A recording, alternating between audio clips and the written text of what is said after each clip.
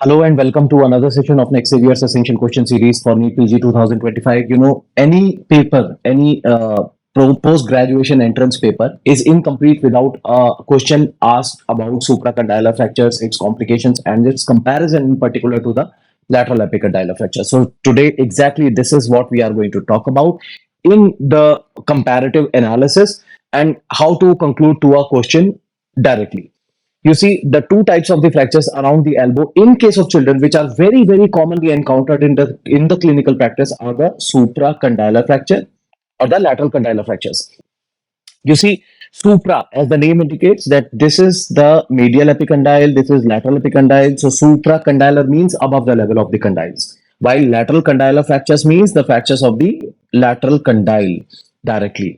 So this is how the anatomical difference is there for the purpose of its identification. Now, point number one is the age group. Both these two fractures are the fractures of children, but age in case of supracondylar fracture is slightly lower. That means 4 to 7 years of age, while in case of lateral condylar fractures, it is slightly upper. That is 6 to 10 years of age. But it does not mean that a fracture in the lateral condylar region cannot happen in a younger children. Why the fractures in the lateral condyle likely to appear in this slightly older age group in case of children? Because the lateral condyle is the last condyle to get ossified around the elbow at around 11 years of age.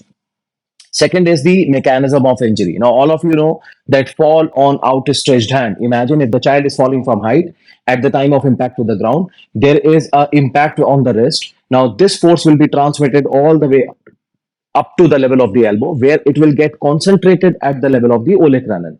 Now, if the elbow is in extension completely, then this entire force will be transmitted to the supracondylar region, which is a weak zone of corticocancellous transformation. So, where there is a fracture happening in the supracondylar region because of the fall on outstretched hand. Now, in case of fractures of the lateral epicondyle, also the similar mechanism happens, but here there is a slightly flexed elbow, means fall on outstretched hand, but with a slightly flexed elbow is observed in case of lateral condylar fractures. But there is also a possibility of a direct blow to the lateral epicondyle, which might result in the lateral condylar fractures. Then, obviously, the third difference in between the two is that the supracondylar fractures are extra articular. That means there is no direct involvement of the joint, while the lateral condylar fractures are intra-articular because there is a direct involvement of the joint. So these are Salter-Harris type 2 or 4 type of the fractures, the lateral epicondylar fracture that we'll be talking about later.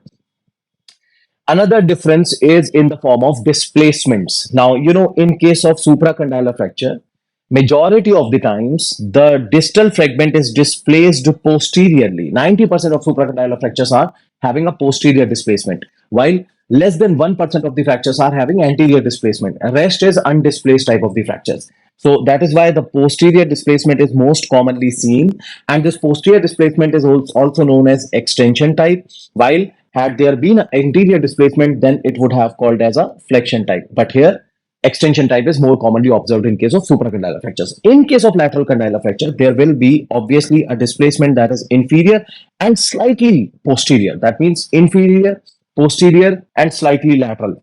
So lateral and posterior inferior displacement is observed in case of lateral condylar fractures after injury. As the clinical appearance for supracondylar fracture, because of posterior displacement, the lower part of the arm, it appears with the S-shaped deformity. So this is how the S-shaped deformity appears like. But in case of lateral condylar fracture, there will obviously be lesser swelling in comparison to the supracondylar fracture because of less extensive displacement, and there will be a slight prominence onto the lateral aspect because of the lateral condylar fracture. So this is how the clinical appearance differs. Now, in supracondylar fracture, because of massive swelling and hematoma, there is going to be an associated bluish discoloration over the volar aspect of the arm. And that bluish discoloration does not indicate the direct brachial arterial injury. It is suggestive of hematoma. Because supracondylar and the lateral condylar fractures are very frequently asked topics, so there is always a possibility of asking about the classification system, as they have already done. The classification for the supracondylar fracture is Gartland classification. And Gartland has classified the fractures into 3 types. The type 1 is undisplaced fracture. Undisplaced means there is a fracture, complete fracture line, but there is no displacement at all. So as you can see, it is undisplaced. Type 2 is that the posterior periosteum, it remains intact. Now, what does it mean that the posterior periosteum is intact? That means even if there is a fracture, but the along with some amount of displacements, but the posterior periosteum remains intact. That means the posterior border of the fractured fragment, it remains connected. So that is type 2. Now this type 2 can further be classified into two types, that is type 2A and type 2B. The type 2A is where there is no rotation at all. That means the distal fragment is not rotated. While in type 2B, there is a presence of rotation. That means the distal fragment might be rotated medially or laterally. That means internally or externally. And then finally is the complete displacement. Complete displacement means that there is a completely displaced fracture after injury. So that is type 3. Now, this Gartland classification is important because it defines the management criteria. You see, obviously, in type 1, you need not to have any surgical fixation required. Just above elbow slab immobilization would suffice. While in type 2, if there is an instability, then you have to go for fixation. But if there is no instability, then above elbow slab immobilization would suffice in this case also. While in type 3, because their fracture fragments are completely displaced, so after reduction, which could be achieved by closed or open reduction, you have to go for internal fixation using K wires. So there is a spectrum of the management protocols which could be utilized for the management of supracondylar fractures, from above elbow slab immobilization all the way up to the levels of K wire fixation, which is guided by Gartland classification system. Next is the classification system for the lateral fractures of the lateral condyle of the humerus. Now, this classification system is Milch classification. You know, the name of the classification system for supracondylar fracture was Gartland, and for lateral condylar fracture is Milch classification. Now, Milch has classified the fractures into two types. The one is more stable and the other one is less stable. That means the type 2 fracture is passing through the trochlear groove. So it makes the elbow joint less stable. That means more instability is there. While the type 1 fracture is just passing lateral to the trochlear groove, that means it is passing only through the capitulum. So it makes the fracture more stable in comparison of the two. But you know, out of these two types of the fracture, the type 2 is more common. That means majority of the lateral condylar fractures are of unstable type. And that is why it requires a proper management in order to prevent the complications from developing or happening. So these were the 6 differences in between the supra and the lateral condylar fracture based on their clinical appearances. Now on the examination finding, a very critical difference is based on 3 bony point relationship. Now first of all, before we come on to the differences, try to understand what is 3 bony point relationship. You know, 3 bony points. What are those 3 bony points? One is medial epicondyle, the other one is the lateral epicondyle, and the third one is the olecranon. You know, when the elbow is completely extended, then these 3 bony points, they form a straight line. They gather in a straight line. So that is normal. On the other hand, when the elbow is flexed to 90 degree, like if the elbow is flexed to 90 degree, then these 3 bony points, they form an isosceles triangle. And you already know what is the meaning of the term isosceles triangle, where the both two sides of the triangle are of same length. So this is normal 3 bony point relationship. Now, in case of the fractures which are happening above the level of the condyles, none of these 3 bony points are directly affected. As a result of which, the supracondylar fracture, whether it is malunited, whether it is having any sort of the complication, the 3 bony point relationship, it remains unaltered. That means undisturbed. While in case of fractures of the lateral epicondyle, where there is a direct involvement of that region, which is a part of 3 bony point relationship. So in fractures of the lateral condyle, the 3 bony point relationship is disturbed. So this is how it makes out a difference, because in a long question related to supracondylar or the lateral epicondylar fractures, you will find that they might give you this examination finding that on examination of this malunited fracture, there is a 3 bony point relationship which is unaltered. That means it remains normal. So then it is a hint for you to identify that the fracture they are talking about is the supracondylar fracture of the humerus. Next, finally, on the management protocol. In supracondylar fractures of the humerus, we have already talked about that there is a spectrum of the management based upon the characterization of the fracture. Now, if the fracture is undisplaced, you can go with the conservative management. If the fracture is slightly displaced, you can go for closed reduction and above elbow immobilization. If the fracture is completely displaced, you have to go for either closed reduction or open reduction and fixation with the K wires in the form of cross K pinning or even from the lateral condylar pinning. If the fracture is stable with the lateral condylar pinning only, then there is no need of this cross K pinning also.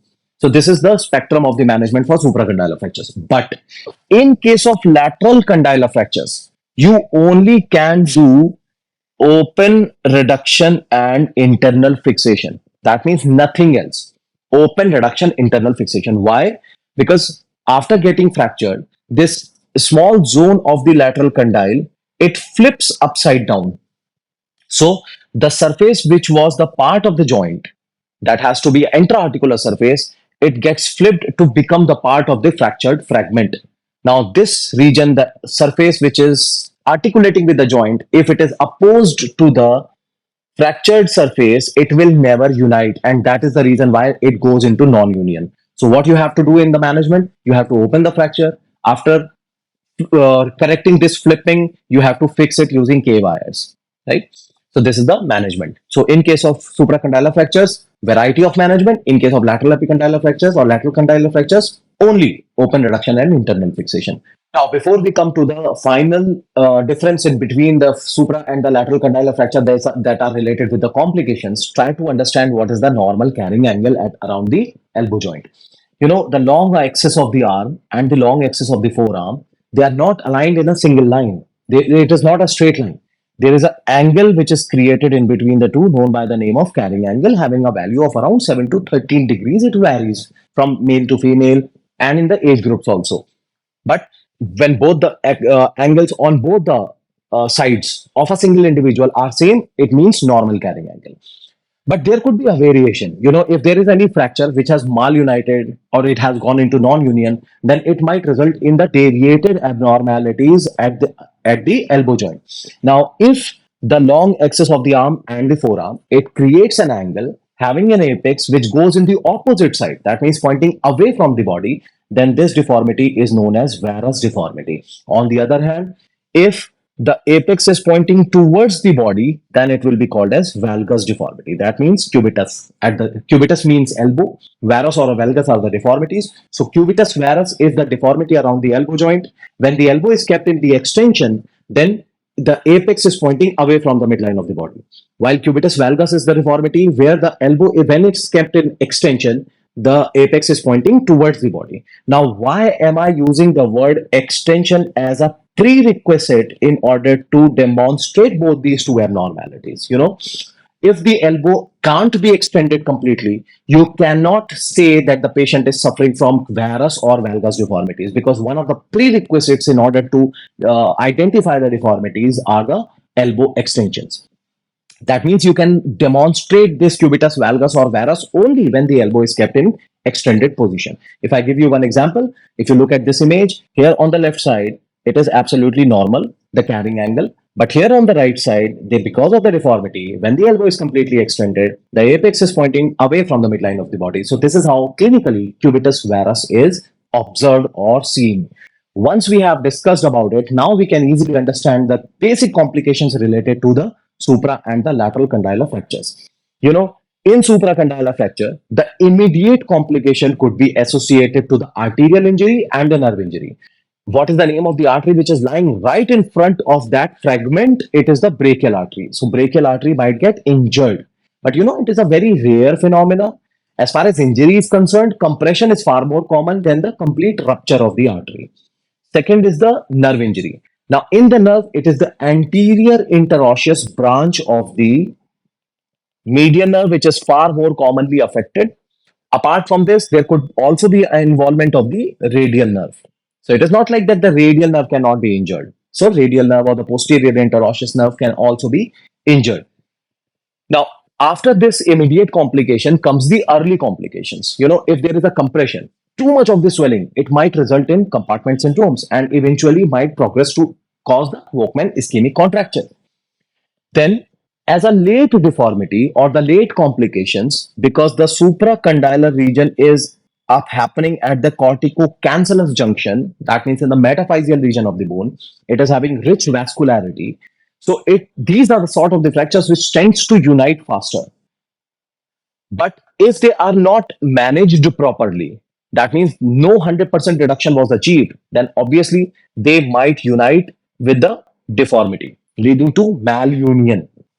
So malunion is one of the commonest complication in supracondylar fracture, particularly in those who are neglected or in those who are ill-treated, that means maltreated.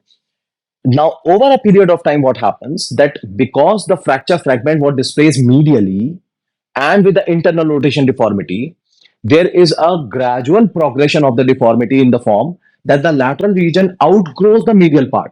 As a result of which, when over a period of time, this lateral region of the elbow, it outgrows the medial region. So the apex is created, which is pointing away from the midline of the body. And this is why it is known as cubitus varus deformity, or the cubitus varus develops in case of supracondylar fracture. Because it appears like a stock of the gun, it is also known by the name of gun stock deformity, as all of you are aware of. And finally, one of the complication which is iatrogenic, that means related to the management. As I told you, because of malmanagement, these things happens, the complication happens. And when you subject the unreduced fracture fragments to persistent frictional rub, then there might be a development of a granulation tissue over the bed of the muscles, which will receive the stimulus of the bone formation, and it will result in the formation of the muscles, which gets ossified over a period of time, leading to the complication of myositis ossificans. That means inflammatory pathology of the muscles that results in ossification of them. So these are the complications. Now, how these complications are different from that of the lateral condylar fractures? You see, it is non-union. And you came to know the reason why the lateral condylar fractures goes into non-union, because the fragment, it flips upside down after getting fractured. The articular surface is get opposed to the fractured surface, and it will never unite. Point number two, cubitus valgus deformity. Cubitus varus was present in supracondylar fracture. Here it is cubitus valgus. Why cubitus valgus? Because when the lateral fragment goes into non-union, the medial condyle, it grows normally and it outgrows the lateral condylar growth, as a result of which the apex develops abnormally, which is pointing towards the body more in comparison to the normal side. So this is how the cubitus valgus is identified. Now, what happens because of the progressive valgus deformity, there will be a compression of the nerve which is lying posterior to the medial epicondyle. And you know, the nerve which is lying posterior to the medial part of the condyles are the ulnar nerve. So late in the course of the disease, because of the progressive complication, there will be a development of the ulnar nerve palsy, that is known by the name of tardy ulnar nerve palsy. So how the complications are different? In case of supracondylar fracture, median nerve, that was immediate complication. In case of lateral condylar fracture, ulnar nerve, that is a late complication. In case of supracondylar fracture, it was malunion. Here it is non-union. In case of supracondylar fracture, there was cubitus varus deformity. Here it is cubitus valgus deformity. The management of the supracondylar fracture, there was a spectrum of the management, but here in case of lateral epicondylar fracture, only open reduction and internal fixation. So I just hope that you would be able to mark every answer correct in relation to this particularly important topic. All the best for your future examinations. Thank you for listening to the lecture.